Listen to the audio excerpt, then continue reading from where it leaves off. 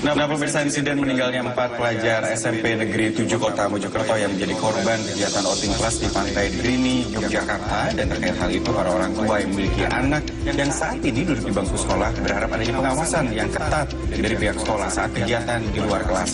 Selain pengawasan, para orang tua juga meminta adanya aturan teknis terkait dengan keselamatan dan juga keamanan selama pelaksanaan outing kelas dilakukan.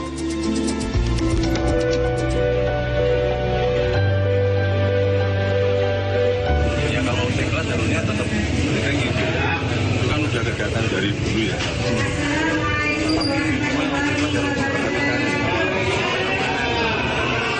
Pintar-pintar memilih tempat rekreasi. Misalkan tempat kayak pantai sekolah anak SMP ya, itu harus pendampingannya itu harus ekstra. Tapi pada dasarnya kita perlu mengenalkan anak-anak dengan dunia luar ya, kesamaan juga itu.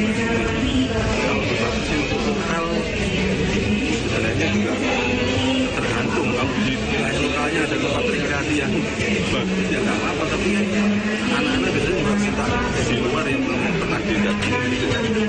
Outing nggak perlu jauh-jauh, Mbak. Menurut saya mendingan yang deket-deket aja. Lebih baik juga kalau misalkan itu di kayak tempat museum atau di yang ini di indoor atau yang tempat yang ada unsur edukatifnya gitu ya. Faktor keselamatan juga, biaya juga. Karena kan kalau misalkan dia masih lulusan SD atau SMP masih ada jenjang sekolah berikutnya yang harus dipikirkan. Gitu.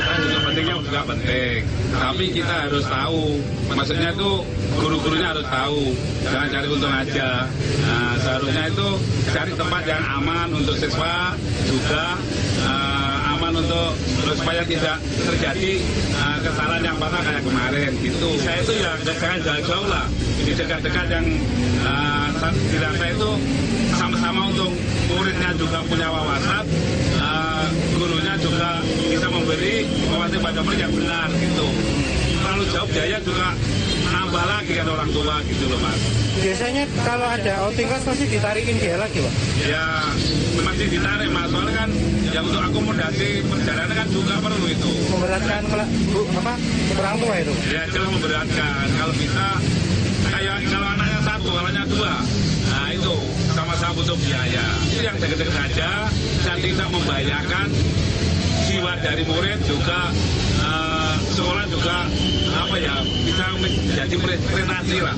Khususnya dengan di luar Sidoarjo, dan ini yang akan kami terus-menerus diskusikan pada dinasti lain. Jadi outing lebih dimaksimalkan di daerahnya? Ya, jadi untuk kabupaten sendiri. Jadi kita harus bisa mengevaluasi.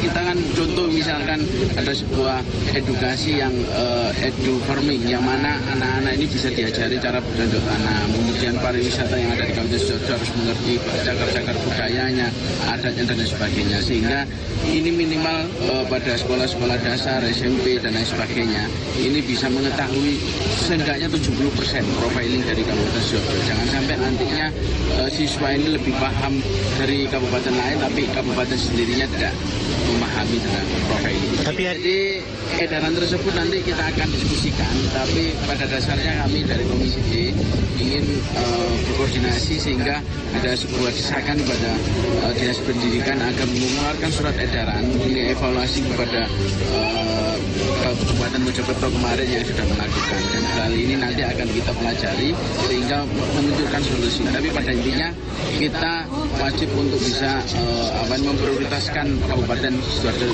sendiri.